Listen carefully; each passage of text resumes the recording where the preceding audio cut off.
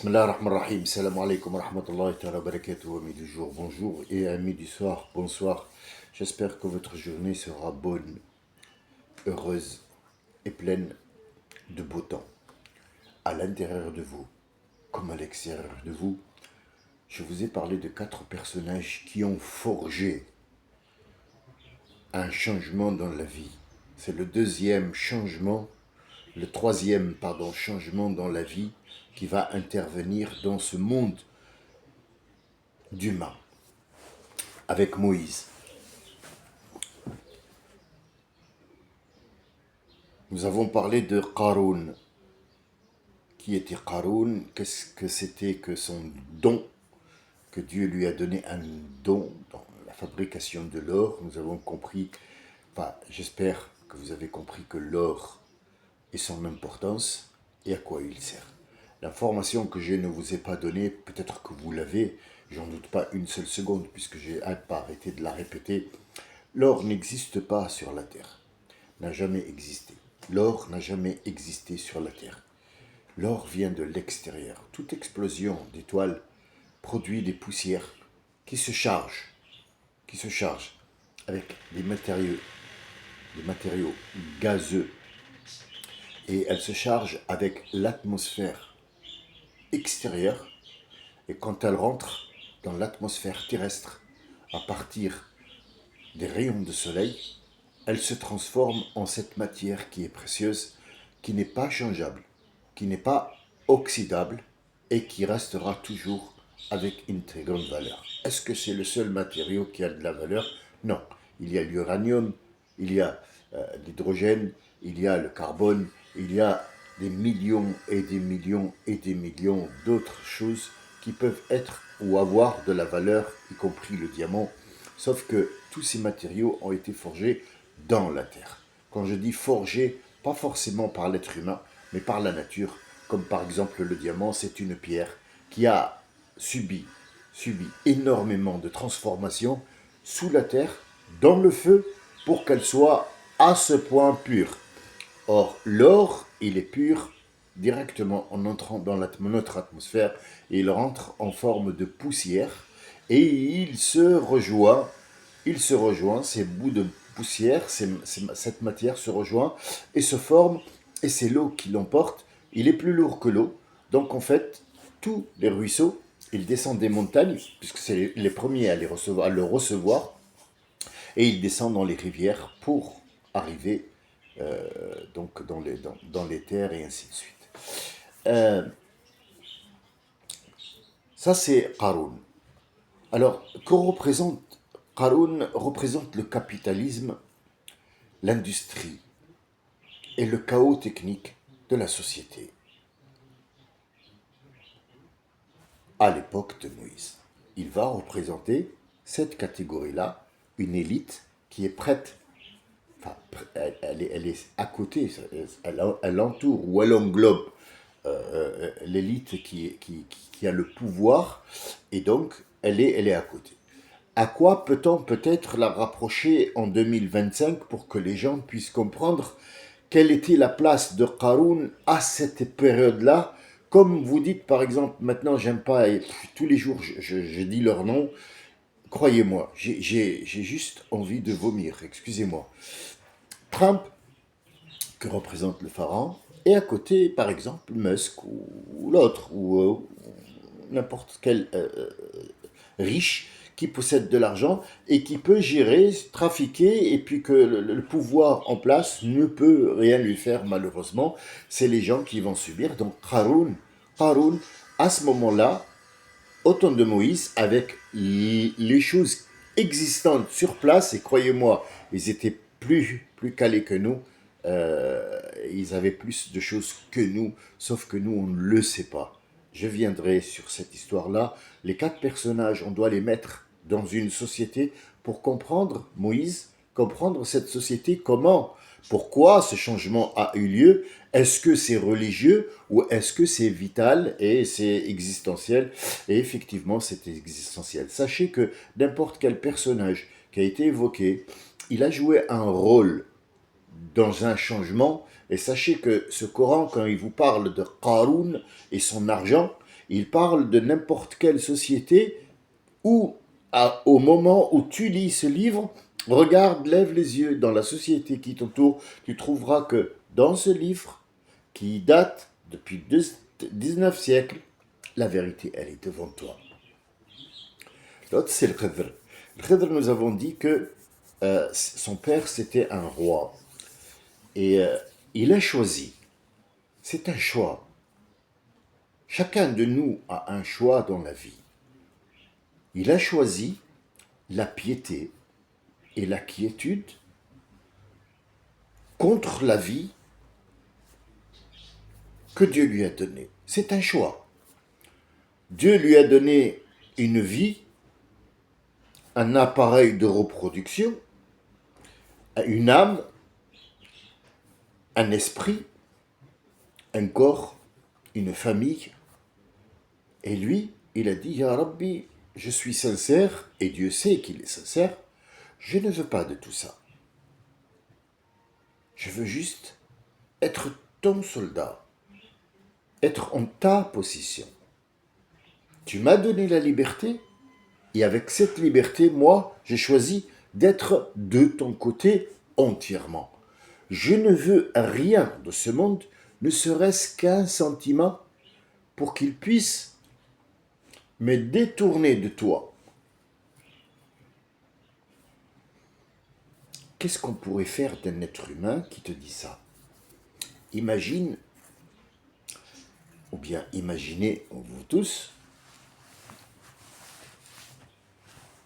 que vous êtes créateur d'un être humain ou d'un ordinateur, parce qu'on ne peut pas prendre le rôle d'être un dieu, mais disons que vous allez faire un ordinateur dans lequel vous allez mettre tous les ingrédients, l'électricité est là, le paquet est là, le pactage, les logiciels, les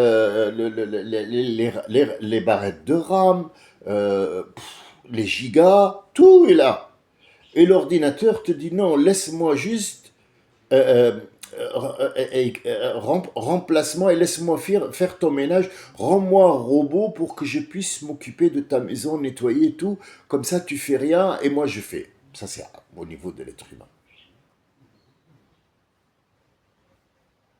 Tu as la capacité de changer cet ordinateur et d'en faire un robot.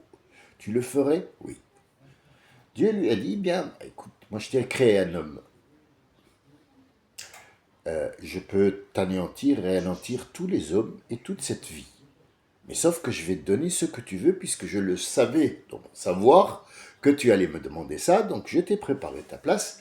Tu garderas ton corps humain. Sauf que ton corps peut être dématérialisé. Vous savez que à un certain moment, on s'est posé la question, est-ce qu'on peut se téléporter? Est-ce que l'être humain peut être téléporté d'un endroit A d'un endroit B? Il n'y a pas si longtemps que ça, Einstein est venu, il a dit on peut courber le temps.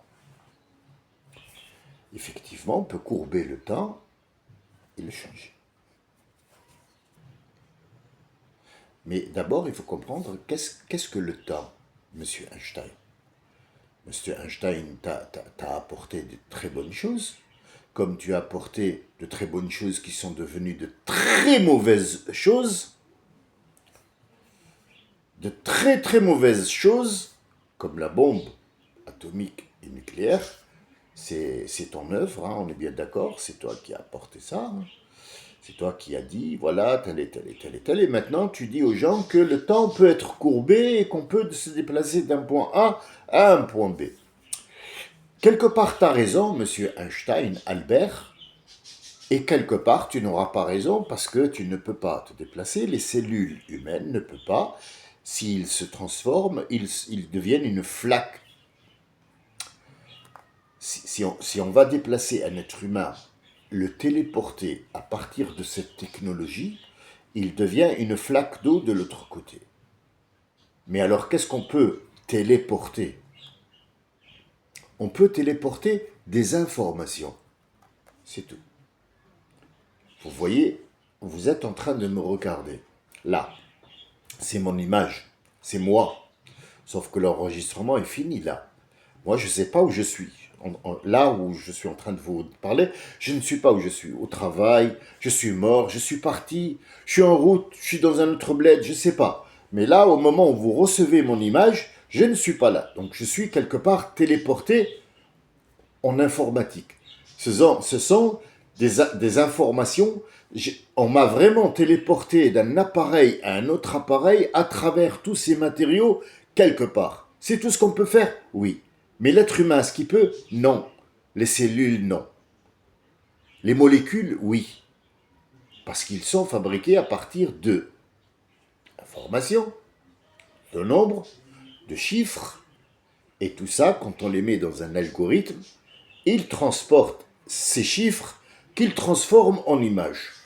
Or, l'être humain, il est formé de cellules. Et les cellules sont vivantes. Et un vivant ne peut pas être télétransporté ou téléporté. Bref, il lui a dit, tu vas garder ton corps, sauf que moi, je vais le modifier. Il sera téléchargeable. Tu peux aller d'endroit à endroit, mais tu garderas ton corps. Tu ne peux pas devenir autre chose qu'être humain. Sauf que je vais enlever l'âme qui est en toi, cette âme-là, je vais l'enlever, et je vais mettre à la place une autre âme. Ah, mais qu'est-ce que c'est que cette âme? Et oui, c'est bien de me raconter vite, dis-moi le khidr, attends, il faut que tu comprennes qu'est-ce que c'est, et puis après on parlera pourquoi on l'appelle khidr, et qu'est-ce qui se passe. Tout est mathématique et tout est chiffré. Il ne faut pas aller trop loin et trop vite. Il faut prendre le temps d'analyser chaque mot pour savoir est-ce que c'est logique ou pas. Si tu dois passer un message, le truc coranique, il est là. Il t'a dit Wad'u ila sabili rabbika. Regarde bien, c'est très important. Les mots que Dieu t'écrit, ils sont bourrés de sens. Ils sont tellement bourrés de sens que tu passeras toute ta vie à éplucher. T'as même pas sorti le premier degré. Wad'u, c'est quoi da'wa? Da'wa, c'est pas dua. Il y a une différence entre dua ou da'wa. Les gens qui prêchent, comme par exemple les missionnaires, comme par exemple les imams qui font les tournées, ils se mettent en groupe et ils partent en tournée pour parler de l'islam et machin, ce sont des missionnaires. Ils ont une mission, c'est appeler les gens à croire, porter ce que leur prophète a porté, qu'il soit Jésus, ou qu'il soit Moïse, ou qu'il soit les peuples qui sont là, et surtout les peuples monothéiques, les peuples qu'on connaît, c'est-à-dire le judaïsme, le christianisme et l'islam, il y a des gens d'entre eux qui doivent porter cette mission. À bien, à mal, là est la question. Wad'u, porte ta mission. Porte ta mission. Porte le message. Ila sabili rabbika. Qu'est-ce que c'est que sabil? En arabe, on dit abr sabil. Ça veut dire il suit son destin. Le mot, il est compliqué. On ne peut pas dire il suit son destin parce que les gens, ils ne vont pas comprendre quel destin. Le but où il doit arriver, ce monsieur, est-ce qu'il est connu? Non. C'est un vagabond. Le mot vagabond, il est très vulgaire. Pour quelqu'un, vagabond, c'est quelqu'un qui n'a pas de but dans la vie. Mais si on le prend du côté bon, il va vaguer. La vague, on ne sait jamais sur quel rivage elle va taper. Et quand elle tape, elle revient peut-être moins forte qu'elle était, mais elle va revenir, elle va trouver d'autres vagues qui vont la revaguer, et elle va revaguer, donc on vague, on est sur les vagues, on ne sait pas où aller, on est naufragé dans le monde, et non pas forcément sur l'eau ou dans un bateau. Donc Abr Sabil, c'est quelqu'un qui passe et qui n'a pas de destination. Écoutez bien, Wad'u ila Sabil, il n'y a pas de destination. Il n'y a pas de destination. Sabili Rabbika. Pourquoi pas Sabil Allah? Parce que là, on ne parle pas de divinité. On parle de donation. où tu trouves Rabb, c'est Seigneur. Et le Seigneur, c'est une donation. Je te donne et je te possède. Posséder, c'est dans un sens, et donner, c'est dans l'autre sens. Donc le mot Rabb, il a deux sens. Le premier sens, Rabb, c'est la chose et son appartenance. Et l'autre sens qui vient de la divinité, du mot Rabb, c'est la donation. Tu ne peux pas donner à Dieu, c'est Dieu qui te donne. C'est pour ça qu'il est Seigneur. Donc, وَادْعُ إِلَى سَبِيلِ رَبِّكَ, il n'y a pas de sens. Tu le diriges vers le Seigneur et non pas la divinité. Tu lui dis pas, viens, ya Allah. Non, non, non, non. Tout ce qui est donation, c'est très important parce que Dieu il te dit, l'être humain ne comprendra pas Allah, mais il comprendra donation. Bil hikma, avec sagesse. Qui sont les sages maintenant? Les sages de maintenant sont qui? Qui sont? Qu'est-ce qu'on appelle sages? Les gens, par exemple, qui font des prêches, les gens, les philosophes, c'est des sages? Non. Les sages, ce sont ceux qui ont réussi dans la vie. Quel est le mot réussite pour eux? C'est quoi? Ces gens-là, c'est quoi la réussite, leur réussite? C'est avoir énormément de sous. Les gens, quand ils voient cette personne qui a réussi, ils disent, putain, il a réussi. C'est ce que les gens ont dit quand Qarun passe avec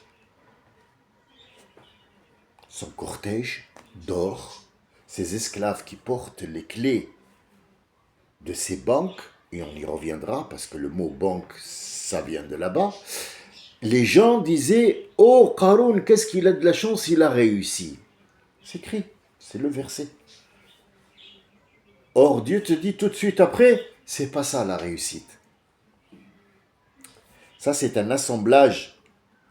C'est un assemblage de biens, tout simplement.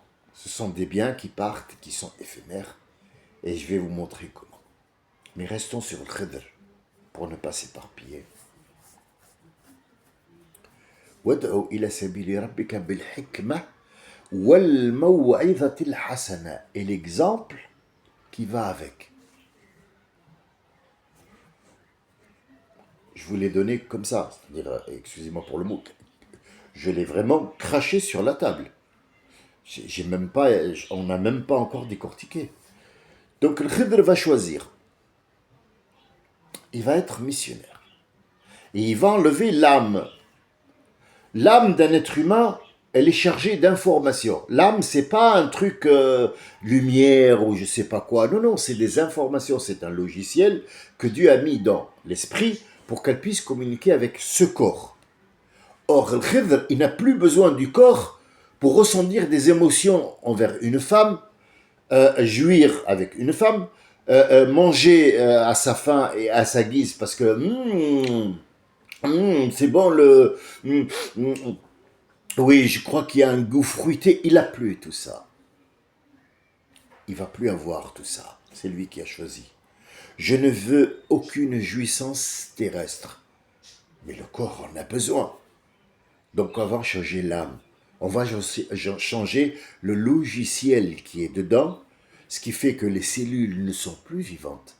Elles existent, mais elles ont été modifiées par celui qui les a créées. Peut-on, nous, modifier un être humain? Non.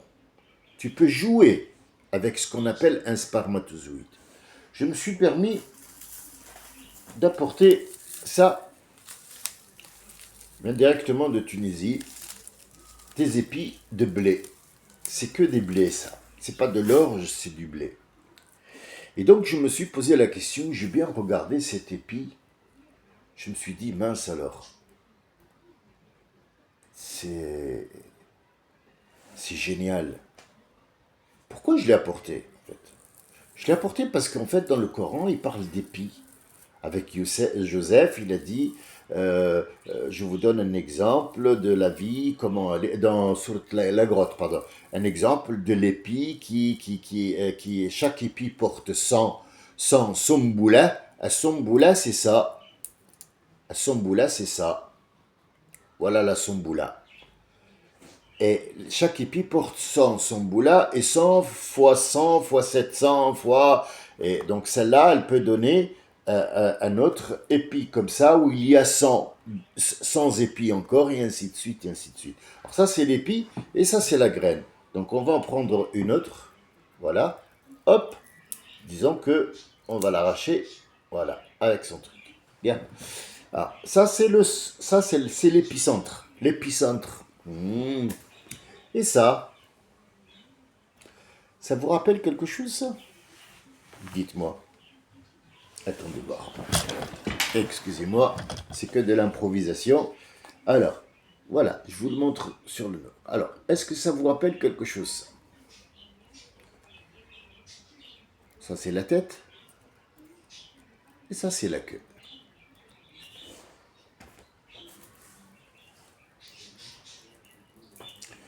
Ça, c'est le produit fini qu'on a de la terre.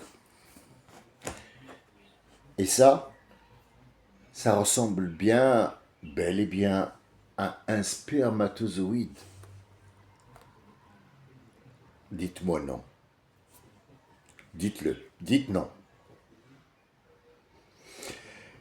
Est-ce qu'on peut modifier ce spermatozoïde? Celui-là, oui. L'autre, on le manipule.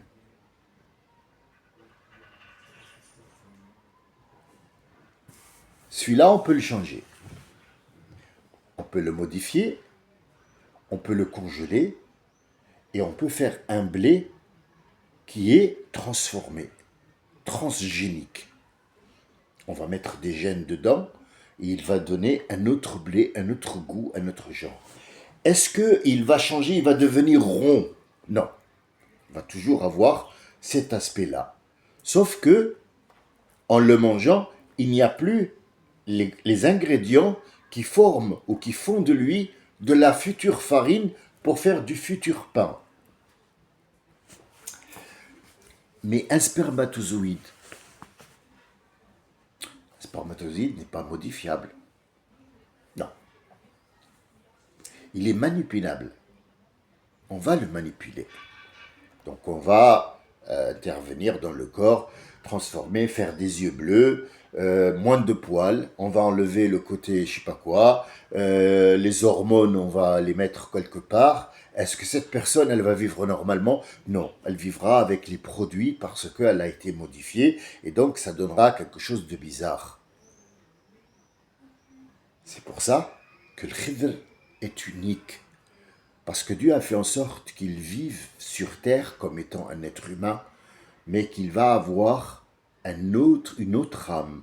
L'âme d'un ange, pas le corps d'un ange, l'âme d'un ange, et il va pouvoir se télétransporter ou téléporter, ou là où il doit aller pour effectuer un travail.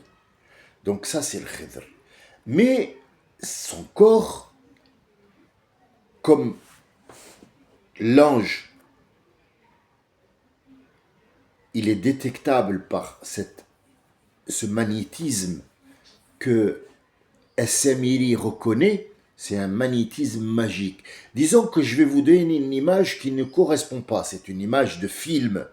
Mais disons qu'à partir de cette image, vous pouvez imaginer que quand quelqu'un passe, il laisse des étincelles derrière lui magiques. Ça, c'est pas des étincelles, ce sont des informations qui ne viennent pas de notre terre. Donc pour les gens qui les captent, ils savent très bien que c'est un pas angélique. C'est un travail angélique. C'est une personne angélique. Or, ils ont travaillé même, j'ai honte de dire ça, mais ils ont fait Zama, l'ange gardien, ou je ne sais pas quoi, on fait ça avec les doigts, ça fait pling. Ils essayent de reproduire, mais c'est tellement fade que l'histoire de l'ange devient une histoire banale de petits enfants. Et le khidr, il va avoir ce don. Mais il n'aura aucun goût, aucune jouissance et aucun ressenti sur terre. comme étant être humain. Il va garder son corps. Mais il y a une histoire derrière lui qui nous est parvenue par notre prophète. Et donc il a vécu au temps de Moïse, le temps que Moïse grandisse chez le Pharaon. Lui, son père, il voulait qu'il lui apporte un enfant. Et donc il l'a marié une première fois à une dame. Et il lui a dit, mon secret, c'est que je ne peux pas tout toucher puisque je ne suis pas un être humain. Je dois absolument obéir à mon père puisque je viens de mon père, mais mon corps a été transformé. Je ne suis plus ce que je suis autre chose. J'ai d'autres fonctions, une fonction angélique, et je suis un être humain, et j'ai un savoir que je dois faire entre ça, et où je vais, la terre sous moi devient verte. C'est pour ça qu'on m'appelle Al-Khidr, parce que Al-Khidr c'est vert, la couleur verte, où je me trouve dans n'importe quel endroit, puisque je suis un être humain qui est doté d'une âme, des informations angéliques, tout ce que je touche n'est pas comme ce que l'ange laisse des traces derrière lui, mais ça devient humain, donc tout ce que je touche prend vie. Quand je me trouve dans un endroit où il n'y a pas de végétation, elle pousse autour de moi directement. Pourquoi? Parce que je suis un être humain qui a été transformé avec l'aide de Dieu, avec le vouloir et l'approbation de Dieu pour devenir un être humain qui n'a pas de sensation humaine, mais qui fait le travail d'un ange et que le corps existe encore et il y aura de toute façon une mort pour lui. La mort du corps, mais pas la mort de son âme, en fait, de son esprit qui est devenu un esprit angélique. Et c'est ce qui s'est passé avec Iblis à l'époque. On est à 26 minutes. Est-ce qu'on a terminé avec le Khidr? Il est avec sa première femme, et on va voir qui est cette femme-là, qu'est-ce qui va lui arriver, quelle est sa deuxième femme, et où il va s'enfuir, et où il va se réfugier, jusqu'à la transformation complète pour devenir ce qu'il a été, et pour que Moïse aille le voir quelque part, parce que Moïse a prétendu tout savoir. Il a vu, il a regardé, il a parlé avec Dieu, il a vu le premier ciel, et il s'est cru quelqu'un qui savait tout. Or, il ne savait rien du tout de ce qui l'entoure. Il est venu pour un changement. Le changement, le plus grand changement de ce temps-là, c'était avec Moïse, avec ces 4 personnages-là, et avec le maudit Pharaon, qui est la quatrième personne, pardon, de ces 4 dont on parle. Et puis, je dois aller travailler, hein, on est bien d'accord. Il faut toujours aller travailler, puisque je ne suis pas le Khidr. Je suis toujours humain avec mes cellules, et avec mes conneries aussi, et avec aussi mes bienfaits, et puis ma journée, que j'espère aujourd'hui bonne, puisque je dois terminer un travail, que, Inch'Allah, je vous posterai l'image pour voir un petit peu ce que je prétends connaître dans mon métier. Et puis je vous vois tout à l'heure, Inch'Allah. Salam alaikum wa rahmatullahi wa barakatuh.